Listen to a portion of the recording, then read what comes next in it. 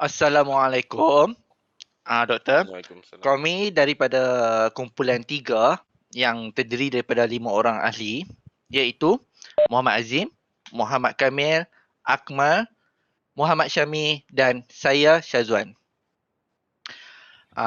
Pertama kali saya ingin memohon maaf kepada doktor sebab saya punya komputer tak ada webcam. So memang video ni memang takkan nampak muka saya lah. So pada hari ini kami berlima akan membentangkan mengenai satu software perisian sistem iaitu dinamakan SAP. Sebelum kami meneruskan dengan lebih lanjut, izinkan saya untuk ceritakan sedikit pengenalan mengenai SAP. Okey, apa itu SAP? Mungkin doktor tertanyalah apa itu SAP. Okey. SAP ni bermaksud System Application and Product. Dia adalah satu software yang dibangunkan untuk memudahkan urusan sesuatu organisasi atau syarikat. SAP ni juga mempunyai modul yang berbeza untuk menyelaraskan proses perniagaan di mana jabatan-jabatan di dalam syarikat boleh menghubungkan satu sama lain seperti sumber manusia, departmen finance, perjualan dan lain-lain lagi. Akan tetapi ini bergantung pada keperluan sesuatu perniagaan atau organisasi. So, objektif utama SAP ada 5. Yang pertama, objektif yang pertama adalah untuk menaikkan kadar perkembangan syarikat tersebut. Yang kedua, untuk mendapatkan ROI ataupun return of investment pada kadar yang tinggi. Ketiga, untuk meningkatkan proses bisnes dan operasi syarikat lebih smooth lah dia punya operation. Yang keempat, membentuk sistem komunikasi yang bagus dalam sesebuah syarikat. Dan yang terakhir, sistem SAP ini menyediakan maklumat yang sahih pada masa yang sesuai untuk bertujuan kita melakukan keputusan yang tepat dan jutu. Ini adalah sedikit sebanyak introduction mengenai SAP. Untuk kita pergi lebih lagi jauh, saya akan paskan kepada kawan saya untuk meneruskan pembentangan ini. Terima kasih. Okey, terima kasih. Assalamualaikum warahmatullahi taala wabarakatuh. Nama saya Muhammad Kamil. Okey, saya akan menerangkan sedikit sebanyak mengenai advantage ataupun kelebihan sistem SAP ni. Okey, yang pertama sistem SAP ni adalah satu sistem yang senang, mudah digunakan. Dia berskala dan juga boleh digunakan oleh semua pekerja tanpa memerlukan kemahiran yang tinggi.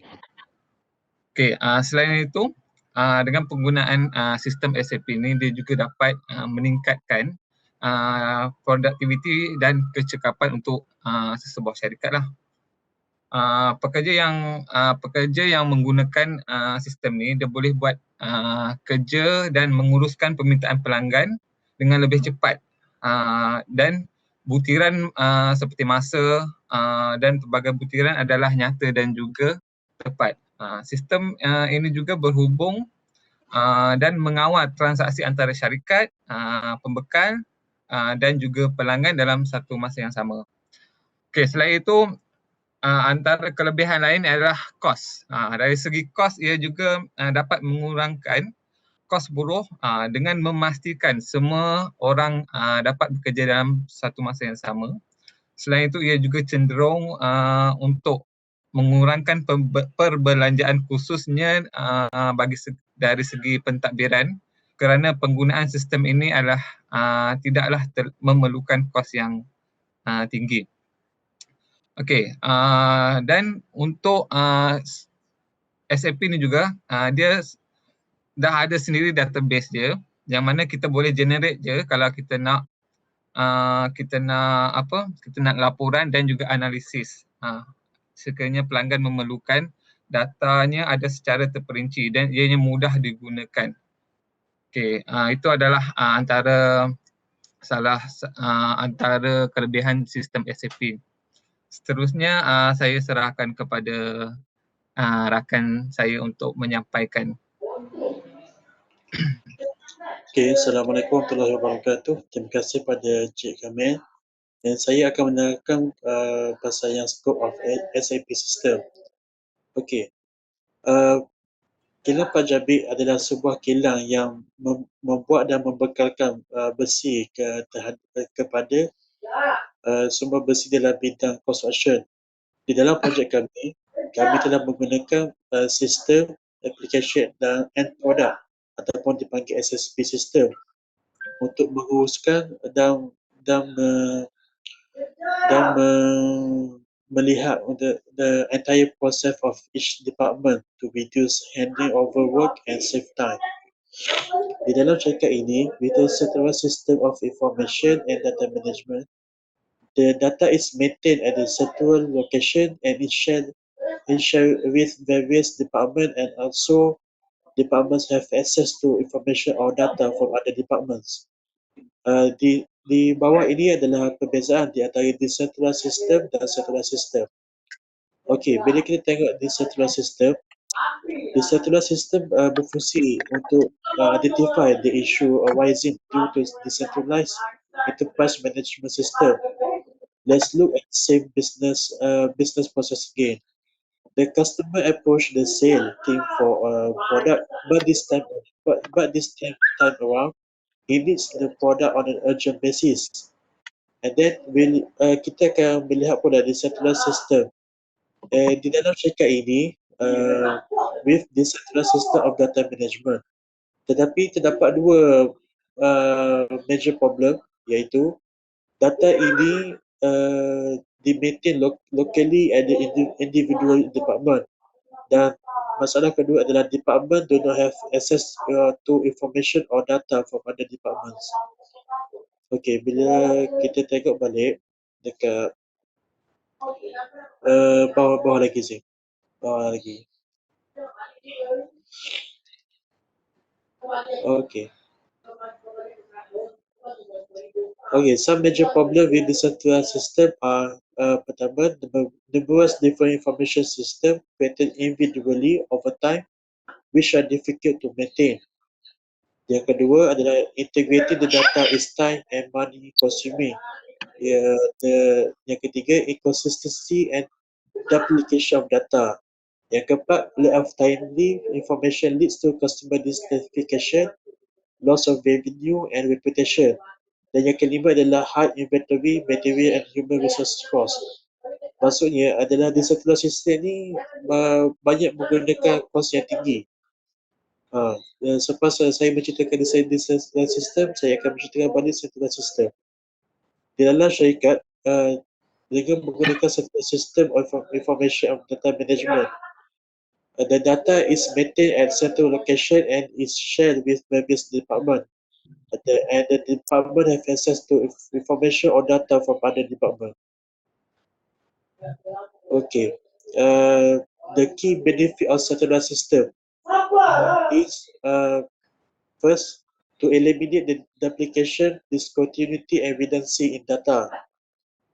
Secondly, to provide information across department in real time, and SAP company provides control over various business process. Okey, untuk slide seterusnya saya akan serahkan pada kawan saya yang lain lah. Okey, terima kasih Syamil. Okey, saya sambung sedikit ya. Okey, ini adalah contact diagram di mana boleh dilihat ada 3 elemen yang terlibat. Yang pertama adalah customer, yang kedua iaitu Pak Jabik Steel Factory itu sendiri, dan juga yang ketiga adalah manufacturer ataupun supplier daripada raw material. Dari sini kita boleh tengok customer akan buat request order daripada kepada Pak Jabik Steel dan membuat pembayaran, dan daripada Pak Jabik Steel akan membuat PO itu purchase order terhadap raw material supplier, dan apabila bayaran telah diselesaikan, maka stok ataupun barang yang diorder itu akan dihantar kepada customer. Okay. Dan next adalah DFD. Okay, DFD ni kita tengok daripada centralized system SAP sendiri ada melibatkan first sale, yang kedua adalah finance, kewangan, yang ketiga logistik untuk penghantaran, yang keempat inventory, simpanan dan juga production planning. Okay. Dan terakhir ni adalah centralized system SAP ERL. Okay. Terima kasih. Okey, Assalamualaikum warahmatullahi wabarakatuh pada doktor dan kawan-kawan. Saya Muhammad Azim Raihan dan saya akan sambung berkenaan dengan sistem yang kita buat melalui pembelajaran yang mana kita menggunakan Access.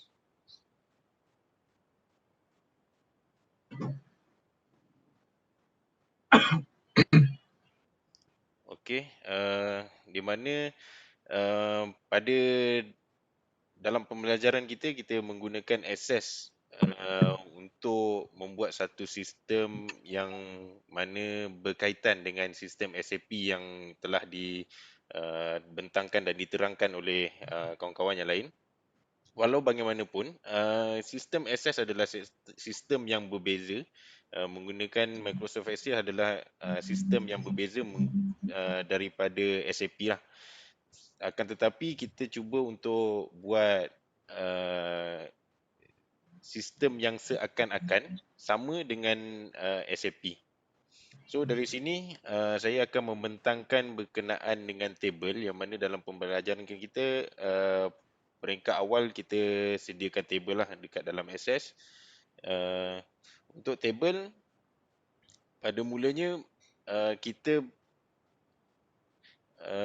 berdasarkan material yang kita jual, maksudnya daripada kilang Pak Jabit kita mengeluarkan kilang besi, merupakan kilang besi dan mengeluarkan material berunsurkan besi seperti BRC dan juga steel bar. So yang mana ini adalah table BRC yang mana untuk BRC ada ID dia tersendiri, SB14, SB15, SB16 dan berikutnya lah. Untuk ID ni mewakili type of rebar, maksudnya BRC tu adalah type A5, A6, A7 dan seterusnya berikut juga. Dan ini merupakan area of bar, area of BRC. Lepas tu mass, dalam table ni ada mass dan rate harga untuk sekeping BRC.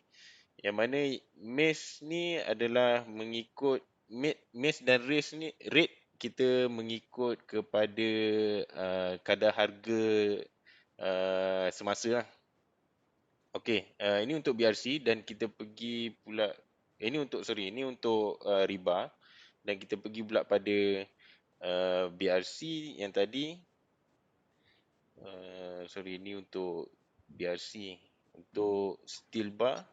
Okey, ini untuk steel bar, produk yang dikeluarkan oleh kilang Pak Jabit juga, yang mana kita ada Y10, R10, R12, ini adalah type of bar dan ada juga area of steel, maksudnya cross section area, dan ini merupakan density besi dan ini adalah ID untuk setiap type of bar lah.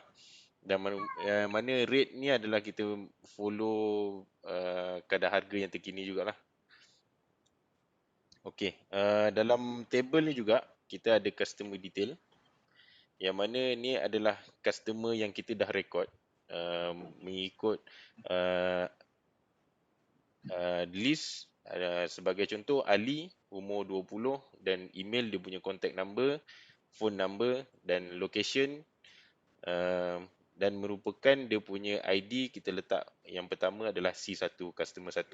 Dan di sini juga kita ada terangkan payment method yang digunakan oleh setiap individu lah, customer tu sendiri. Okey, untuk table seterusnya kita pergi ke ERP system, yang mana ERP system ni kita cuba untuk membuat seakan persamaan dengan SAP system, yang mana ERP system tu adalah SAP system. Lepas tu yang sini adalah order ID dan system ID. Okey, untuk management pula, table management, kita ada kaedah pembayaran iaitu payment method melalui check dan juga online transfer. Lepas tu untuk salesperson mewakili individu yang akan present hari ni lah. Akmal, Azim iaitu saya, Wan, Kamil dan Syami. Ini merupakan kita punya salesperson.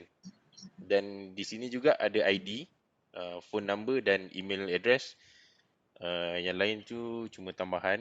Okey, untuk still order, table untuk still order. Okey, ini untuk still order yang mana setiap order ID tu tadi kita ada dia punya ID untuk order, dan mengikut order tu ada customer ID dia dan individu ataupun salesperson yang akan contribute dalam order tersebut lah.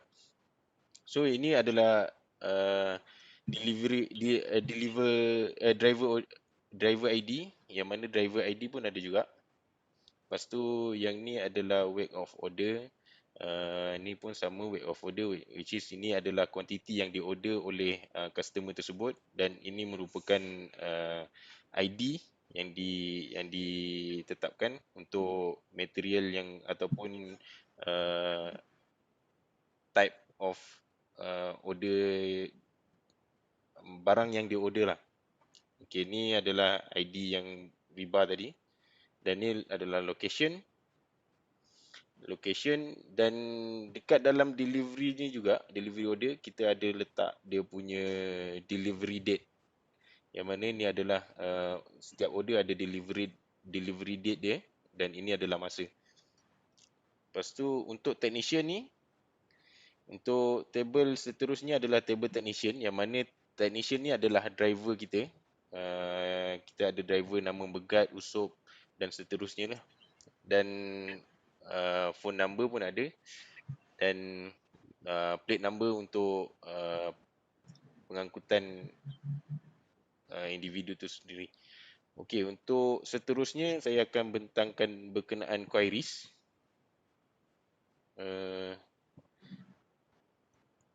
Okey, untuk queries kita bentang berkenaan payment detail.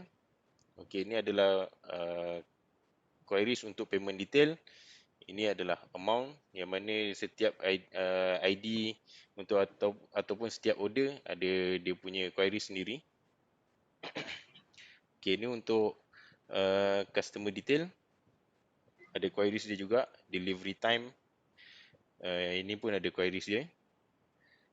Okey, untuk location pun ada. Location untuk macam ni, katalah kita ada segambut, contoh kita boleh type segambut lah. Segambut, okey. So ini adalah list untuk segambut saja. Ini sebagai contoh lah. Okey, untuk online transfer payment, ini adalah online transfer. Lepas tu salesperson query pun ada. Okey, ini untuk query, dan saya sambung untuk relationship, yang mana saya akan bentangkan sedikit berkenaan relationship berkenaan dengan kita punya sistem ni, yang mana technician semua dalam table tadi adalah dekat dalam relationship, yang mana main dia adalah still order, dan berkaitan dengan technician, ERP system, BRC. Ini untuk jenis, yang ni pun untuk jenis, deal bar, customer detail, semua ada relationship dia kat sini lah. Dan salesperson, dan ini adalah management. Okey, untuk pembentangan seterusnya saya akan serahkan kepada rakan yang seterusnya. Akmal, boleh present?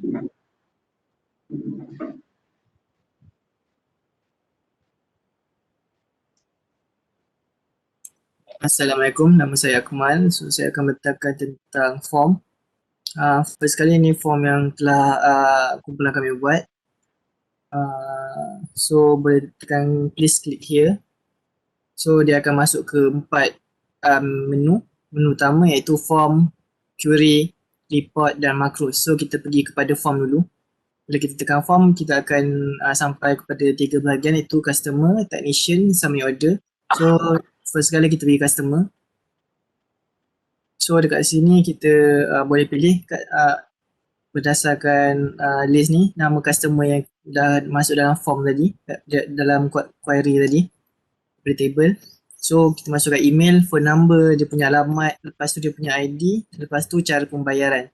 So kita boleh keluar. So kita pergi kepada technician. Technician adalah orang yang menyelenggara, mengawal setiap barang keluar masuk tu, kawal driver lah. So dekat sini kita boleh nampak driver siapa, driver ID, umur, lepas tu plate number untuk lori dan kemudian barang-barang yang dia akan bawa pada hari tu. So boleh keluar. So lepas tu summary order. Summary order kita boleh tengok order ID kat sini, ID, lepas tu customer ID, steel bar, lepas tu berat steel bar, lepas tu berapa pieces BRC. Kemudian amount steel bar dengan total BRC, total amount akan dikira lah secara total dari keluar. So kita pergi kepada menu utama balik. So kita pergi query. So query ni mengandungi jadual penghantaran dengan location barang dihantar lah. So kita pergi kepada delivery dulu. So dekat sini kita boleh tengok customer ID. So lori yang akan pergi ke suatu tempat, tarikh penghantaran, masa penghantaran, location, kemudian ID steel bar jenis apa yang akan dihantar ke suatu tempat. Okay. So sekarang kita pergi kepada location. Location kita boleh tengok sekarang nama driver, lepas tu location, phone number, lepas tu cara pembayaran. Okay, so kita pergi menu utama, kita pergi kepada report. So ini adalah untuk generate report yang berdasarkan apa yang kita dah hantar dan jual tadi. So ini untuk staff. So kita boleh tengok dekat sini order ID, lepas tu sales ID. Sales ID ni adalah ID yang menjual, salesperson, seperti ditunjuk. Okay, boleh start? Dah boleh, Man.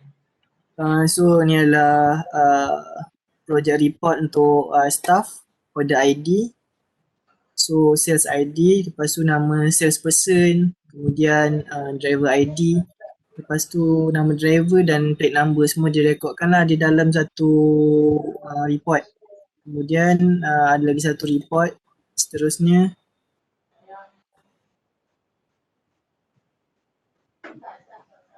Okay, steel order. Steel order ni adalah jumlah berapa besi yang dah dihantar keluar.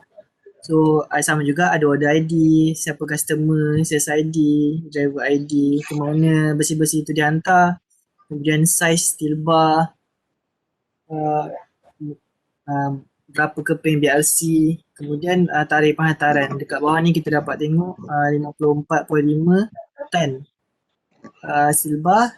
Untuk BRC nak dikira dalam pieces iaitu 1503 pieces. Okay, seterusnya. Okay, kita pergi kepada menu utama. Kita tengok last sekali macros. Macros ni ni adalah tempat untuk kita edit data, untuk tambah data yang baru dan untuk tengok summary semua data lah. So first kali kita pergi dekat edit data.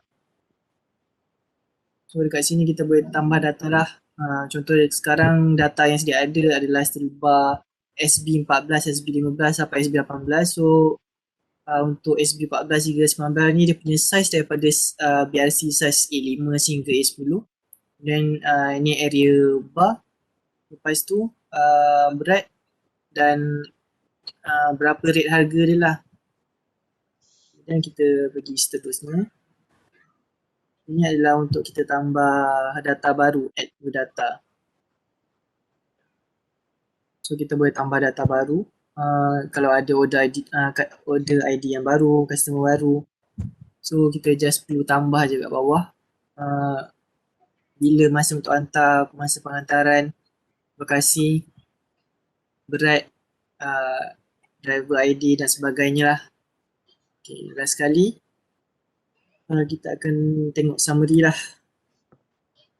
Dekat sini kita boleh tengok berdasarkan order ID, nanti akan keluar lah pilih salah satu, dan keluarlah ID untuk steel bar, customer ID, berapa berat, berapa pieces, lepas tu harga dan jumlah harga. Okay, itu sahaja. So kita boleh keluar pergi kepada menu utama. So bila dah habis kita boleh tutup terus lah. Okay. Kalau ada apa-apa changes boleh save lah. X. Yes.